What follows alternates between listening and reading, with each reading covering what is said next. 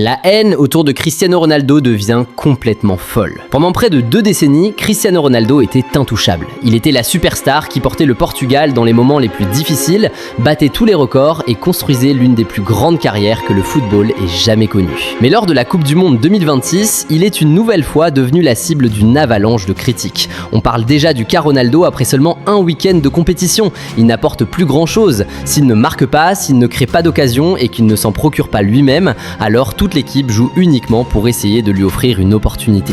L'acharnement contre lui est devenu incroyable. La moindre occasion manquée devient un mème viral. Le moindre contrôle raté se retrouve dans une compilation d'échecs sur Twitter. On a réellement l'impression que des millions de personnes regardent les matchs du Portugal, non pas pour soutenir une autre équipe, mais simplement pour voir ce que Ronaldo va faire. Si Ronaldo était un véritable joueur d'équipe, il laisserait sa place aux jeunes. Prenons son match contre la République démocratique du Congo.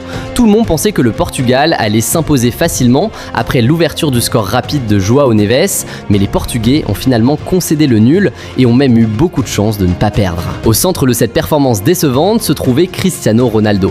Aligné en pointe, le joueur de 41 ans a semblé isolé pendant presque toute la rencontre. Il a disputé les 90 minutes, mais a rarement réussi à influencer le jeu de manière significative. Pendant de longues périodes, les attaques portugaises se développaient autour de lui plutôt qu'à travers lui, et sa participation au jeu a été étonnamment limitée pour celui qui reste le point central de l'équipe. Ronaldo a terminé le match avec moins de 30 ballons touchés, aucun tir cadré et une contribution défensive très faible. Enfin, défensivement, il a surtout été utile à la République démocratique du Congo, puisque plusieurs de ses tentatives se sont transformées en dégagements faciles pour leurs défenseurs. Il a même fini par gâcher la meilleure occasion du Portugal. Après le match, le milieu congolais Gaël Mouko en a rajouté lors de son interview. Aviez-vous préparé un plan spécial pour neutraliser Ronaldo ?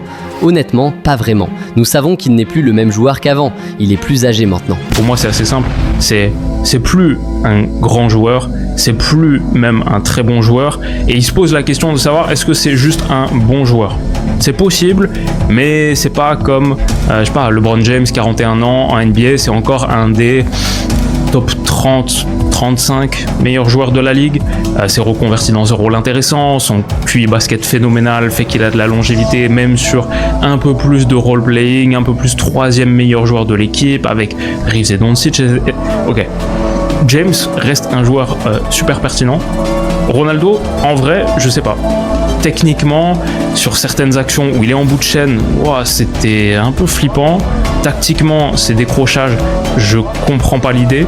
Donc je suis pas certain qu'il soit aujourd'hui un joueur à la hauteur d'une équipe prétendante pour aller chercher la Coupe du Monde, même si l'ossature derrière est bonne.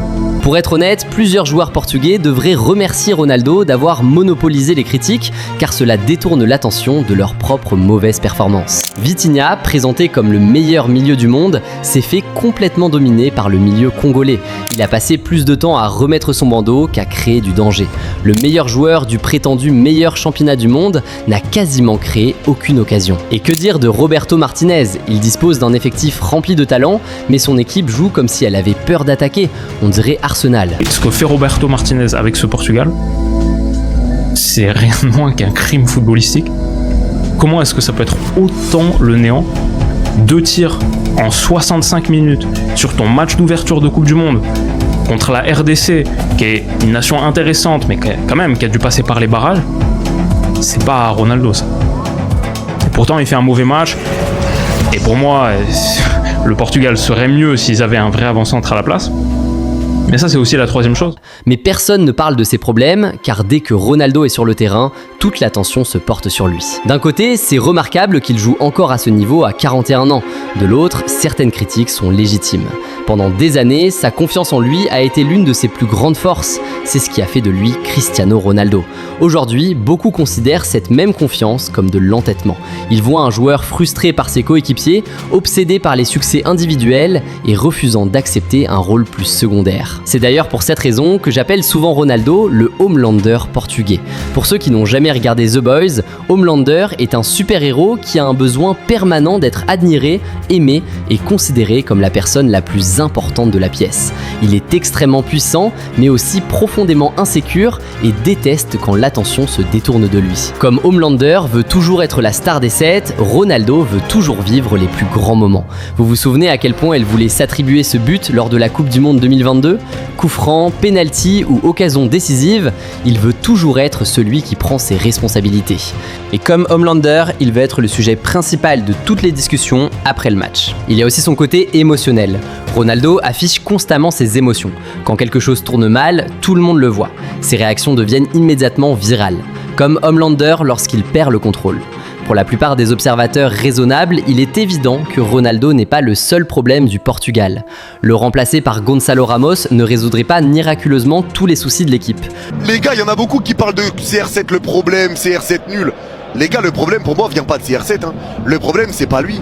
Sur ce match-là, je suis désolé, mais tu peux pas mettre le problème sur CR7. Le problème, c'est comment tu mets le ballon dans la surface. C'est la création pour ramener le ballon dans la surface. Il n'y avait pas de création.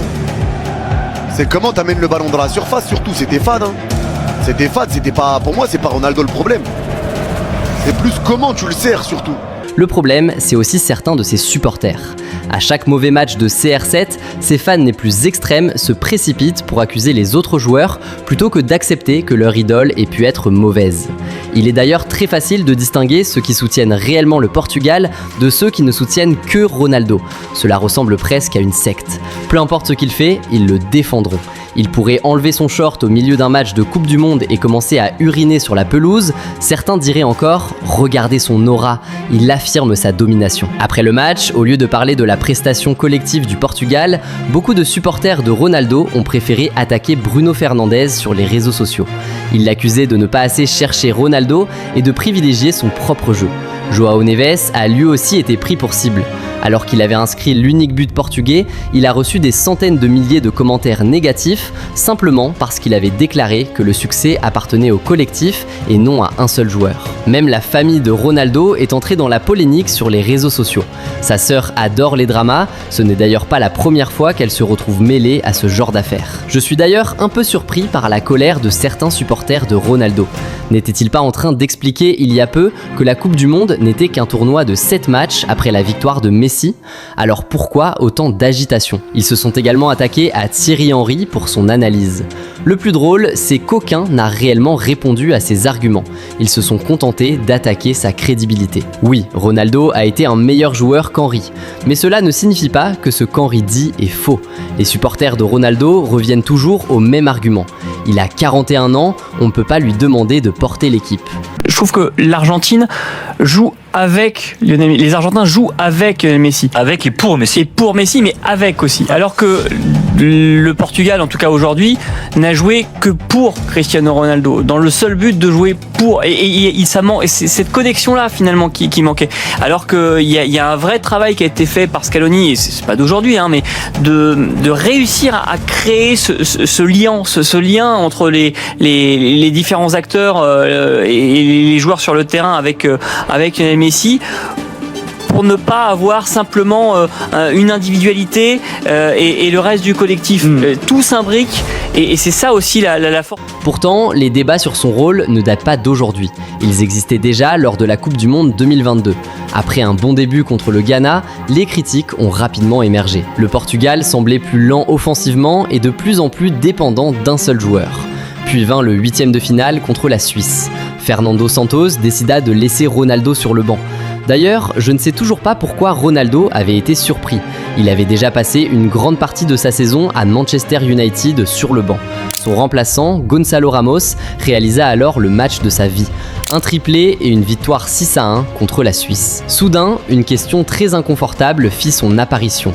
Le Portugal est-il meilleur sans Cristiano Ronaldo? L'équipe semblait plus rapide et le pressing plus intense. Pour beaucoup, c'était la première preuve que l'avenir du Portugal pouvait exister sans son capitaine légendaire.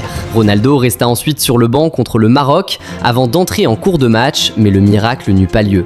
Le Maroc s'imposa 1-0 et mit fin à son rêve de remporter une Coupe du Monde. Le même scénario se reproduisit lors de l'Euro 2024. Puis à la Coupe du Monde 2026. L'ironie, c'est que la plus grande force de Ronaldo est devenue sa plus grande faiblesse. Il est Cristiano Ronaldo. Son statut légendaire attire toute l'attention. Ses exploits créent des attentes immenses et tout ce qui le concerne devient un débat mondial. Qu'on l'adore ou qu'on le déteste, personne ne peut s'empêcher de parler de lui. Et c'est probablement pour cela que quoi qu'il arrive avec le Portugal, nous ne reverrons jamais un joueur tout à fait comme CR7.